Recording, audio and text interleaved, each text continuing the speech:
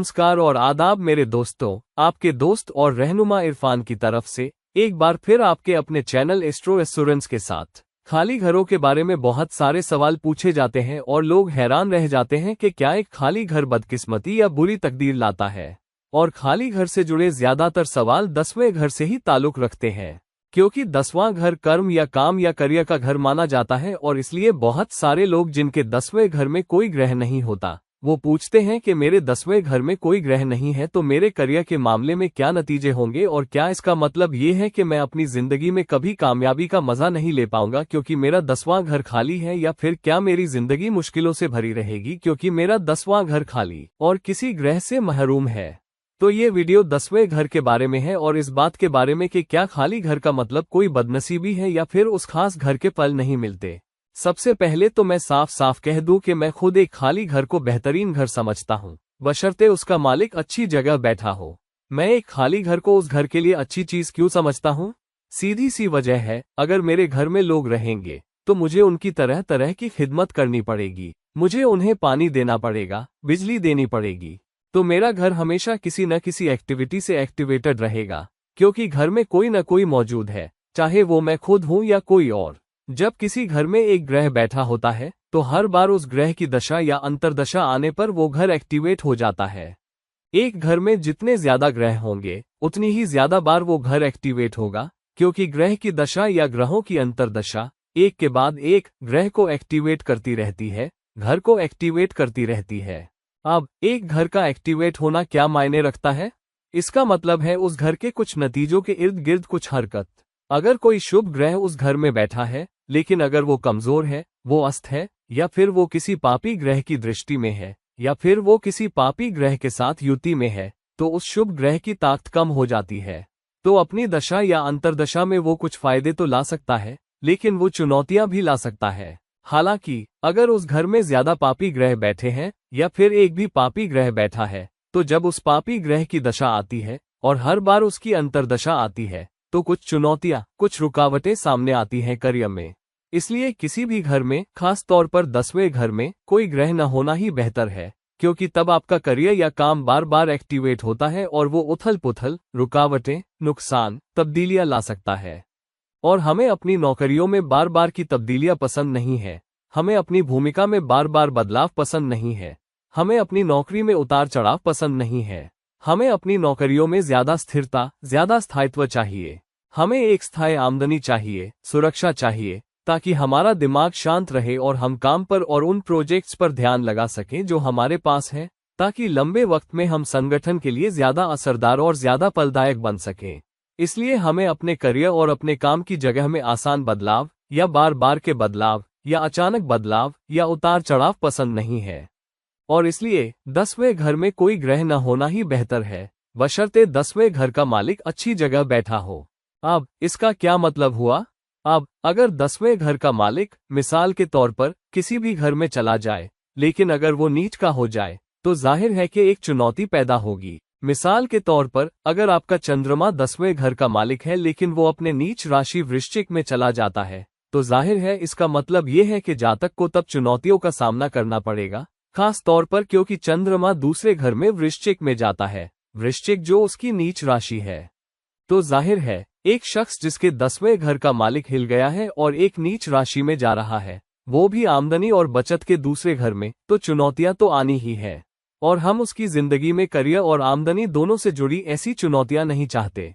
तो अगर 10वें घर का मालिक किसी नीच राशि में जा रहा है या फिर वो सूरज के साथ अस्त हो रहा है, तो भी हम ऐसी बैठक नहीं चाहते, क्योंकि उससे बचा ही बेहतर है। दूसरी तरफ अगर 10वें घर में कोई ग्रह नहीं है लेकिन 10वें घर का मालिक दुस्थानों में बैठ जाता है, जैसे छठा घर या 8वां घर और 12वां घर, तो भी हमें कुछ न कुछ दूसरी चुनौतियों का सामना करना पड़ सकता है, क्योंकि तब हम नहीं चाहते कि वो ग्रह उन हालात से गुजरे या हमारा काम उन उथल पुथल और उतार चढ़ाव से गुजरे। तो मिसाल के तौर पर अगर ये मेष लग्न है, अगर मेष 10वें घर का मालिक है और मंगल लग्न में बैठ जाता है, क्योंकि ये कर्क लग्न है, तो मंगल उसमें लग्न में नीच का हो जाता है, तो इसका मतलब ये है कि काम में कुछ चुनौतियां आ सकती हैं, क्योंकि 10वें घर का मालिक मंगल लग्न में एक नीच राशि में जा रहा है और काम की वजह से शख्स की इज्जत खराब होती है और अपनी इज्जत के खराब होने की वजह से वो अपने बहुत सारे फायदे गंवा देता है। वो अपनी कामयाबी गंवा देता है काम में, अपने करियर में और अपने काम में।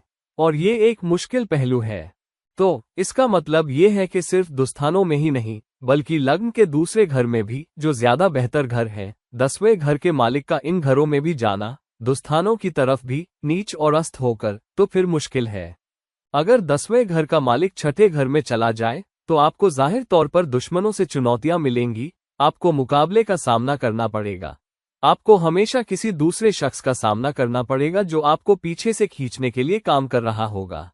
8वें घर में अगर 10वें घर का मालिक चला जाए तो इसका मतलब ये है कि शख्स नियमित तौर पर अपने करियर में रुकावटों का सामना कर रहा है, अपने करियर में चुनौतियों का सामना कर रहा है और उन उतार चढ़ावों, उन उथल पुथलों को आसानी से संभाल नहीं पा रहा है। करियर उतार चढ़ाव से भरा हुआ है, उथल पुथल से भरा हुआ है, दर्दनाक वाकियात और ऐसे हालात से भरा हुआ है जिन्हें शख्स अच्छी तरह संभाल नहीं पाएगा। खास तौर पर अगर वो किसी नीच राशि में है या अस्त है या फिर किसी शत्रु ग्रह के साथ है, तो भी इस तरह की चुनौतियां आएंगी। इसलिए ऐसी बैठकों से बचना ही बेहतर है। मिसाल के तौर पर अगर आपका वृश्चिक लग्न है तो फिर वृश्चिक लग्न के लिए 10वें घर का मालिक सूरज है। और अगर सूरज 10वें घर का मालिक है लेकिन 8वें घर में मिथुन में जा रहा है, जो उसकी शत्रु राशि है, तो करियर उतार चढ़ाव से गुजरेगा। चुनौतियां आएंगी, कम्युनिकेशन की चुनौतियां, कम्युनिकेशन में गैप पैदा होंगे क्योंकि मिथुन कम्युनिकेशन और दोहरे दिमाग की राशि भी है। तो शख्स हमेशा कंफ्यूज रहेगा, करियर उतार चढ़ाव से गुजरेगा। सुपरवाइजर्स और मैनेजर्स और लीडरशिप के साथ कम्युनिकेशन एक चुनौती बनेगी क्योंकि 10वां 8वें घर में मिथुन में है। तो कम्युनिकेशन में गैप होंगे और शख्स की जिंदगी में उतार चढ़ाव रहेंगे। दूसरी तरफ अगर 10वें घर का मालिक सूरज 12वें घर में चला जाए, मिसाल के तौर पर तुला में, जो फिर से उसकी नीच राशि है, तो बड़ी मुश्किलें हैं। शख्स को काम पर इतनी चुनौतियों का सामना करना पड़ सकता है कि शख्स को कोर्ट नोटिस तक मिल सकते हैं, उसे कानून से मुश्किलें आ सकती हैं, उसे पुलिस स्टेशन बुलाया जा सकता है, उसके नाम पर केस दर्ज हो सकता है। और अगर पापी ग्रह 12वें घर में चले जाएं, तो शख्स को जेल तक की सजा भी हो सकती है। तो 10वें घर के मालिक का नीच राशि में बैठना, चाहे छठे घर में या 8वें घर में या 12वें घर में, आपको जरूर चुनौतियां देगा। इसलिए 10वें घर के मालिक का दुस्थानों में किसी शत्रु राशि या अच्छी नहीं राशि में जाना मुश्किल भरा है। दूसरी तरफ अगर 10वें घर का मालिक दुस्थानों में किसी मित्र राशि में या खास तौर पर उच्च राशि में चला जाए, तो वो एक भेष में आशीर्वाद हो सकता है। मिसाल के तौर पर अगर चंद्रमा 10वें घर का मालिक है, जो कन्या लग्न वाले के लिए मुमकिन है, और चंद्रमा 8वें घर में वृषभ राशि में चला जाए जहां वो उच्च का हो जाता है, तो 10वां घर 8वें घर से जुड़ रहा है जहां 10वें घर का मालिक उच्च में है। जातक दर्दनाक वाकियात में बेहद अच्छा कर सकता है और उन दर्दनाक वाकियातों, दर्दनाक माहौल, उथल पुथल, रुकावटों से भरे माहौल का इस्तेमाल जिंदगी में ऊंचा उठने के लिए कर सकता है। बहुत सारे सर्जन जो हॉस्पिटल में काम करते हैं जहां उन्हें रोजाना के आधार पर ट्रॉमा का सामना करना पड़ता है, या एनजीओ के फाउंडर्स या लीडर्स या मालिक, उनकी भी ऐसी बैठक हो सकती है। वो लोग जो रिसर्च में हैं और फिर रिसर्च का, अपने रिसर्च माइंडेड कोशिश का इस्तेमाल ब्रेक थ्रू आइडियाज और प्लान्स के लिए करते हैं और फिर सम्मानित होते हैं, ये भी 10वें घर के मालिक चंद्रमा के 8वें घर में बैठने का लक्षण है। दूसरी तरफ अगर आपके पास वृश्चिक लग्न वाला जातक है और 10वें घर का मालिक सूरज है, और अगर सूरज फिर अपनी उच्च राशि में छठे घर में दुस्थान में चला जाए, तो वो सूरज की उच्च राशि से बहुत अच्छी तरह राह पा सकता है। इसका मतलब ये है कि शख्स सारी शत्रु स्थितियों पर, सारे मुकाबले पर काबू पा लेगा और सेवा और करियर में सबसे ऊंचे सम्मान या अपने काम की सबसे ऊंची पोजीशन तक पहुंच जाएगा। उसे इनाम मिल सकता है, उसे सम्मान मिल सकता है और वो अपने काम में सबसे ऊंची लीडरशिप पोजीशन तक जरूर पहुंचेगा अगर वो कोशिश करता रहे। उसे ईमानदारी से भरपूर, बहुत इज्जत वाला लीडर समझा जाएगा और एक ऐसा शख्स जिसके पास जाया जाता है, जो एक ट्रबल शूटर है। तो एक उच्च का सूरज छठे घर में, जब सूरज 10वें घर का मालिक हो, करियर में बेहद अच्छा करने के लिए एक शानदार बैठक है। दूसरी तरफ अगर आपके पास कुंभ लग्न वाला जातक है जहां मंगल 10वें घर का मालिक है वृश्चिक राशि के मालिक होने के नाते, और फिर वो 12वें घर में मकर राशि में बैठ जाता है, एक मजबूत राशि 10वें घर का मालिक दुस्थान में जो कि 12वां घर है लेकिन एक उच्च राशि में, इसका मतलब ये है कि ये शख्स आर्म्ड फोर्सेज में, पुलिस फोर्स में, आर्मी में बहुत अच्छा कर सकता है और कांस्टेब्युलरी में, पुलिस फोर्स में या आर्म्ड फोर्सेज में सबसे सीनियर पोजीशन तक पहुंच सकता है। और ये शख्स अपनी बहुत ऊंची काबिलियत की वजह से सबसे मुश्किल पोस्टिंग्स में, सरहदों पर भी रखा जा सकता है और फिर भी अपने मुल्क के लिए सम्मान जीत सकता है और दुश्मन को दूर रख सकता है, और कुछ मामलों में सबसे ऊंचे वीरता पुरस्कार भी जीत सकता है। कुछ लोग, सबसे ज्यादा सम्मानित लोग जिन्होंने अपनी जान कुर्बान की और मुल्क के लिए शहीद हुए, लेकिन सम्मानित हुए, इज्जत दी गई और जिनके नाम लंबे वक्त तक जिंदा रहे, वो ऐसे लोग हैं जिनके 10वें घर के मालिक की 12वें घर में उच्च राशि में बैठक है, शायद शनि या केतु के साथ भी। तो ये एक बहुत बहुत अच्छी और शुभ बैठक है अगर 10वें घर का मालिक उच्च राशि में जा रहा हो, चाहे छठे घर में या 8वें घर में या फिर 12वें घर में। तो एक खाली 10वां घर लेकिन उसके मालिक ग्रह घर के मालिक का अच्छी राशि में, अच्छे घर में, यहाँ तक के दुस्थानों में भी बैठना एक अच्छी चीज हो सकती है, और ये ऐसी चीज नहीं है जिससे आपको डर लगना चाहिए। आइए देखें और गहराई में उतरे कि कुछ मशहूर और नामी ज्योतिष ग्रंथों की कुछ श्लोक हमें क्या बता रहे हैं 10वें घर के मालिक की बैठकों के बारे में, और कहाँ हम 10वें घर के मालिक की ताकत का इस्तेमाल अपने करियर में ऊंचा उठने और अपनी तरह तरह की पोस्टिंग्स में बेहतर करने के लिए कर सकते हैं, जिनका जिक्र तरह तरह के ज्योतिष ग्रंथों में किया गया है, जिनके जरिए 10वें घर और दूसरे घरों का बयान किया गया है, खास तौर पर जब एक खाली घर से ताल्लुक हो। मिसाल के तौर पर होरा शास्त्र कहता है त्रिशदाय कदश दशमान्योपच्यानि एका भिन्नानि अंजथा अपचय संज्ञा नित्यथयर्थ। मैं तर्जुमा करता हूँ, कोट करते हुए, तीसरा घर, तीसरा, छठा, 11वां और 10वां घर उपचय घर कहलाते हैं। इनके अलावा के घर उपचय या अनुपचय घर है। तो जबकि कुछ ग्रंथ 10वें घर को उपचय घर में शामिल नहीं करते, कुछ कहते हैं कि वो वक्त के साथ बढ़ता है और नतीजे देता है। क्योंकि 10वां घर अपनी नैसर्गिक हालत में शनि से भी संचालित होता है, तो उसे उपचय घर में शामिल करना मुनासिब है। और क्योंकि एक उपचय घर नतीजे धीरे धीरे और वक्त की मुद्दत में देता है, इसलिए 10वें को भी उसके नतीजे पाने के लिए मेहनत करनी पड़ती है। और ठीक ही है, क्योंकि शनि उसका कारक है और शनि बिना काफी अनुशासन और लगातार कोशिश के नतीजे नहीं देता। अब कुछ ग्रह अपनी दिशात्मक ताकत की वजह से 10वें घर में बहुत अच्छा करते हैं, खास तौर पर सूरज और मंगल। होरा में एक श्लोक कुछ यूं है, कमाक्षीर तो वासरूप प्रसूते सुकर्मभाजा विन्याय समिता सुखांत नयाधिक देव गुरु प्रभक्तम।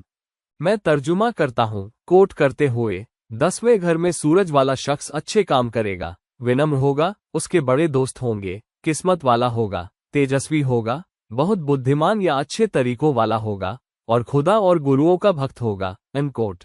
और कुछ राशियां ऐसी हैं जो 10वें घर में अच्छा करती हैं। चौपाया राशियां, मिसाल के तौर पर मेष, वृषभ, सिंह, धनु का दूसरा हिस्सा और मकर का पहला हिस्सा 10वें में यानी दक्षिण दिशा में मजबूत होती है। 10वें घर को आस्पद भी कहा गया है, जो एक जगह या पद को दिखाता है और इसलिए कर्तव्य, पेशा और इज्जत। होरा कहता है, मैं कोट करता हूँ, जब एक राशि किसी खास घर से मेल खाती है तो संबंधित घर उस राशि के मुताबिक और असर दिखाएगा। अनकोट। मिसाल के तौर पर जब मेष 10वें घर में पड़ती है तो शख्स रत्नों, खनिजों वगैरह से जुड़े पेशों में लगा हो सकता है। अगर वहां 10वें में कोई पापी ग्रह है तो उसमें चोरी करने की प्रवृत्ति हो सकती है। तो 10वें में राशि भी मायने रखती है, क्योंकि ये सीधे जातक को उस राशि के नतीजों से करियर, पद और कामयाबी के मामले में जोड़ती है। क्योंकि हम क्या काम करते हैं ये हमें पहचान देता है, हमारा गर्व, हमारी इज्जत, हमारे परिवार को पालने का जरिया और एक असर और विरासत छोड़ने का। इसलिए ये बहुत जरूरी है कि 10वां घर जितना कम दूषित और प्रभावित हो उतना ही बेहतर है, जो सिर्फ एक खाली 10वें घर और उस पर कम से कम पापी दृष्टि से ही मुमकिन है। अब 10वें घर के मालिक की बैठक उस राशि के नतीजों से जुड़ती है जहां 10वें घर का मालिक बैठा है। अगर 10वें घर का मालिक 5वें में बैठा है तो जातक के काम या करियर में कुछ परफॉर्मेंस और सट्टेबाजी वाला पहलू होगा। अगर वो छठे में बैठा है तो पेशे में सेवा का पहलू होगा। अब जबकि 10वें घर का मालिक कहीं और बैठा हो सकता है, 10वें घर में खुद कौन सा ग्रह बैठा है ये बहुत अहम है कि आखिर में जातक को किस तरह के नतीजे मिलेंगे। मिसाल के तौर पर ये श्लोक कहता है, और मैं कोट करता हूँ, 10वें में जबकि 10वें घर का मालिक ताकत में है, जातक के सहोदरों को लंबी उम्र देगा और जातक को लोगों से ईर्ष्या होने वाली किस्मत देगा। इसके अलावा जातक स्वभाव से खास तौर पर ध्यान देने वाला होगा और अपने बड़ों और गुरुओं की इज्जत करेगा। ये जल्दी कामयाबी लाएगा और ऐसा शख्स ऊंची डिग्री की कामयाबी और शोहरत हासिल करेगा। लेकिन दूसरी तरफ मैं कोट करता हूँ, 10वें में मंगल अगर किसी पापी राशि में और किसी पापी ग्रह के संबंध में है तो काम में बड़ी रुकावटें पैदा करेगा। जातक अधार्मिक कामों में भी लगेगा। End quote. हालांकि अगर आप मंगल की जगह बुध लगा दें तो मैं कोट करता हूँ, 10वें घर में शुभ बुध एक के आमदनी को तरह तरह के स्रोतों से और बढ़ाएगा। जातक अपनी कोशिश से दौलतमंद होगा, अपनी औलाद की वजह से खुशी का मजा लेगा और कानूनी मामलों में माहिर होगा। लेकिन अगर बुध पापी होता तो मैं कोट करता हूँ, अगर 10वें में बुध किसी पापी राशि में, शत्रु राशि में या अस्त है तो जातक के काम में रुकावट आएगी और वो अराजक होगा। अनकोट। ऐसे स्वभाव वाला या तो जरूरत से ज्यादा विश्लेषणात्मक होगा जिससे एनालिसिस के चलते लकवा मार जाएगा, या फिर वो एनालिसिस में गलती करेगा जिससे धुंधली बुद्धि के गलत फैसले होंगे। कभी कभी ग्रह शुभ हो सकता है लेकिन उसकी अवस्था नतीजों को दागदार कर देगी। एक श्लोक कहता है, और मैं कोट करता हूँ, 10वें घर में एक शुभ ग्रह निद्रा अवस्था या गमनावस्था में काम से जुड़े तरह तरह के गम पैदा करेगा। इस तरह 10वें में कौन सी ग्रह बैठक है, 10वें पर कौन सी दृष्टि है और 10वें से कौन से गोचर गुजरते हैं, ये सब 10वें घर के कुल नतीजों पर असर डालते हैं और या तो 10वें घर के मालिक के दिए नतीजों को खराब कर देते हैं या उनमें योगदान देते हैं, चाहे वो कहीं भी बैठा हो। जब 10वें में एक से ज्यादा ग्रह बैठे होते हैं तो फिर वो घर संबंधित ग्रहों की दशाओं के दौरान और फिर अंतर्दशाओं के दौरान बार बार ट्रिगर होता है। तो चाहे 10वें घर का मालिक त्रिकोण में या लग्न में या 10वें के अलावा किसी और केंद्र घर में अच्छी तरह बैठा हो, 10वें में ग्रह की बैठक के चलते 10वें घर का मालिक उतने नतीजे देने में मददगार नहीं हो पाता जितना वो चाहता है, और 10वें घर के बार बार ट्रिगर होने की वजह से वो लगातार गतिशीलता की हालत में रहता है। मतलब उसके नतीजों के साथ कुछ न कुछ हमेशा हो रहा होता है, जिससे लगातार उतार चढ़ाव और अप्रत्याशितता पैदा होती है। एक जगह जहां किसी को अप्रत्याशितता नहीं चाहिए और प्रत्याशितता चाहिए, वो है उसका परिवार और काम या करियर, और इसलिए 10वें घर और काम से जुड़ी अप्रत्याशितता किसी को पसंद नहीं आएगी। तो 10वां और चौथा घर उनमें कोई ग्रह न होने से बेहतर है, बजाय उनमें ज्यादा ग्रह बैठे होने के, जो उन्हें अच्छे और बुरे नतीजों के लिए बार बार ट्रिगर करते रहेंगे। एक खाली 10वां घर जातक को ज्यादा आजादी देता है और कम गतिशीलता या अप्रत्याशितता और कम उतार चढ़ाव देता है, जिससे मैन्यूवर करने के लिए ज्यादा गुंजाइश मिलती है और बिना रुकावटों या बाहरी असर के चुनाव करने की बेहतर काबिलियत मिलती है। क्योंकि 10वां घर सबसे मजबूत केंद्र घर है और लग्न से भी ज्यादा मजबूत है, 10वें की हैसियत जिंदगी के नतीजों के लिए और जातक कितने कर्म कर सकता है इसके लिए निहायत अहम है। क्योंकि ज्यादा रसोई शोरबा खराब कर देते हैं, तो एक खाली 10वां घर लेकिन एक अच्छी जगह बैठा 10वें घर का मालिक, उस पर शुभ दृष्टियों के साथ और कोई पापी दृष्टि नहीं, इससे बेहतर है। 10वें घर के मामले में जितना कम उतना अच्छा।